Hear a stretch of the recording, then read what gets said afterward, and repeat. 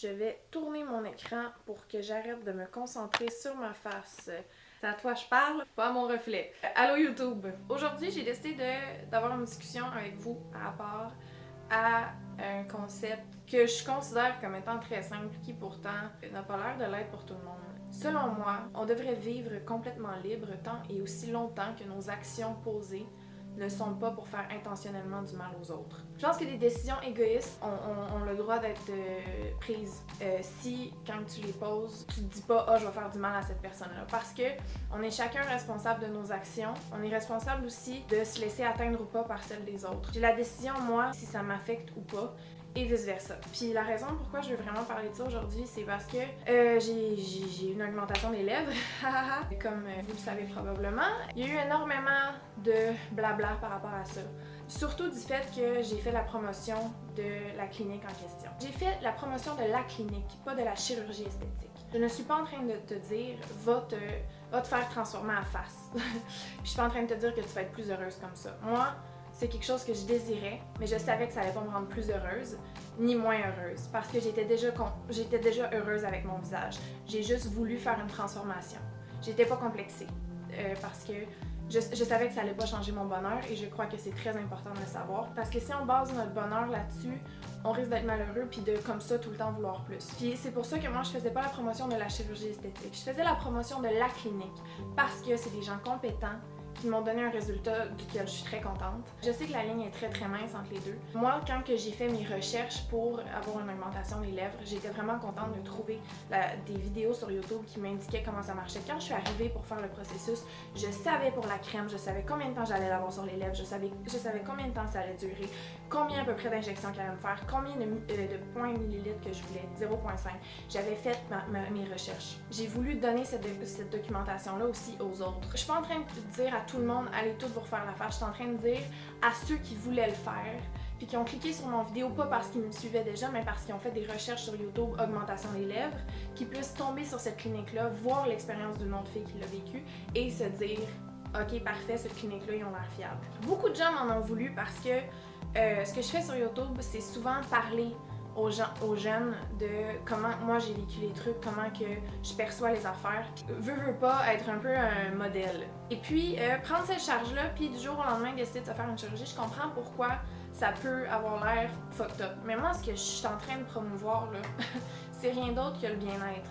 Puis moi, je suis tellement contente de l'avoir fait. Ce que je veux vous enseigner à vous, là, le plus possible, c'est pas de transforme-toi à face, c'est fais ce que tu veux avec ta face et ton corps si tu sais que c'est pour des bonnes raisons, si ça vient d'une place positive. Toutes les décisions qu'on prend doivent venir d'une bonne place. C'est correct d'être égoïste dans la vie. Comme moi, les choses qui me mettent le plus en tabarnak, c'est le monde qui se plaigne donc bien que ils font tout le temps pour les autres, mais que eux, les autres ne font jamais rien pour eux. Si tu as déjà prononcé une fois cette phrase-là dans ta vie, je veux que tu reconsidères ta phrase et que tu te dises « Je fais les choses pour moi », tout le temps, et puis je fais en sorte d'être heureuse et de prendre soin de moi, et puis je n'attends rien des autres.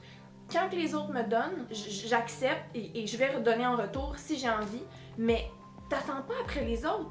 Puis il faut pas que les autres attendent après toi non plus. Il faut que les relations, ce soit deux personnes qui prennent soin d'eux-mêmes, qui s'aiment, c'est tout. En tout cas, ça, je veux dire, c'est mon opinion, mais je suis quelqu'un là d'égoïste. Je suis très très égoïste, je pense à moi avant toute chose. Parce que mon propre bonheur me permet ensuite de prendre les gens dans ma vie puis d'être heureux avec eux puis de leur donner du bon positif puis je suis curieuse parce que je cultive mon bonheur tout le temps, fait que ça garde ma curiosité, j'ai le goût d'en apprendre sur tout le temps. Puis juste parce que je prends soin de moi puis je fais ce que j'ai envie de faire, puis je me remets en question sans arrêt. Une opinion que j'ai là, je dis pas que ça va être la même demain et en fait, j'espère que non. Ça va vouloir dire que j'ai évolué ma pensée, puis ça, c'est tellement important. C'est en se concentrant sur soi qu'on peut être curieux. Je pense juste que c'est important d'être égoïste parce que comme ça, t'attendras jamais après les autres. Moi, j'attends pas que les autres me rendent heureuse, là. Je fais mes affaires, puis Christ que je suis bien. Puis oui, je vais rendre service, puis je vais aimer autour de moi, puis je vais donner, mais tu m'entendras jamais dire « Ah, puis moi, on ne reçoit jamais rien en retour ». Non, parce que je fais mes affaires, puis que je donne pas pour recevoir et c'est colon penser de même. Du monde qui prend des décisions qui peuvent me déplaire ou me décevoir, si ils l'ont fait parce que ça les rendait heureux, c'est pas supposé m'appartenir. Je suis supposée être capable de me détacher de ça, me semble, puis faire mes affaires et travailler sur moi. C'était pas à lui de prendre soin de mon bonheur, c'est ma job, c'est mon bonheur, c'est moi qui s'en occupe. Je peux te dire sans l'ombre d'un doute présentement que je suis ma meilleure amie. Puis ça, je pense même que je l'ai déjà dit sur YouTube. Il y avait une question, c'était est-ce que tu serais capable d'être amie avec toi-même dans un tag que j'ai fait quand j'avais genre 15 ans.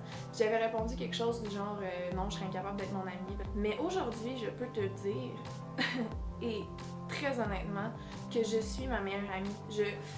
Je vais privilégier le temps que je passe toute seule, que je vais lire, que je vais écouter des films, que je vais aller au cinéma toute seule, aller au restaurant toute seule. Je me tape jamais ses nerfs. Avant, je me tapais tout le temps ses nerfs. Là, asti que je suis bien toute seule. Ça, là, c'est tellement un beau cadeau. Puis j'ai réussi à être ma meilleure amie en cultivant mon bonheur. Puis en attendant que personne... En attendant après personne. Puis c'est tellement hâte de pouvoir dire ça, là. Puis de le penser, c'est tellement un long travail, là. J'ai tellement pas...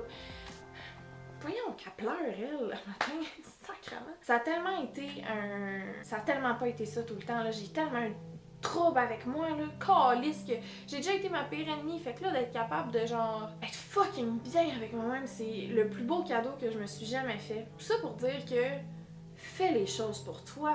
Puis arrête d'attendre après le monde, puis de dire à quel point tu donnes, puis que les autres te redonnent jamais. Ça, là, genre, je veux m'entourer de gens qui sont capables de prendre soin d'eux-mêmes pour que, à deux, on soit deux personnes complètes et heureuses qui peuvent s'entraider puis s'aider à grandir.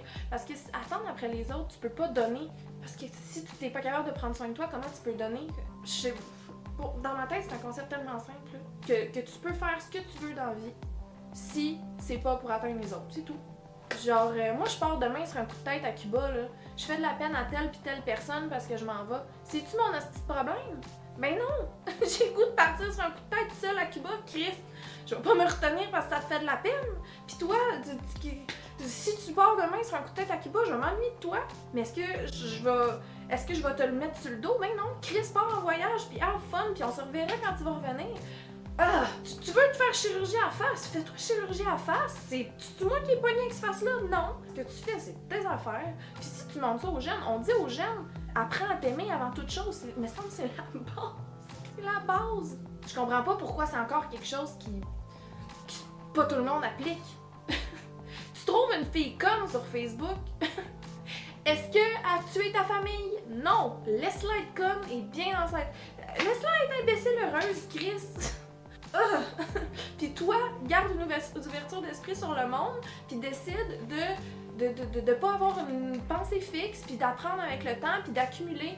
On est une accumulation de toutes les expériences qu'on vit, de tous les gens qu'on rencontre, de toutes nos décisions. Je suis présentement l'ensemble de tout ce que j'ai vécu, de toutes les personnes que j'ai rencontrées, de tout ce que j'ai visité. Je suis le reste du monde, genre. Il y a rien qui vient dépli de moi, genre tout ce que je pense continue de se former, puis il faut que j'accepte que je connais rien, puis que ça va continuer comme ça, mais je dois pas me laisser affecter parce que les autres, par le cheminement des autres.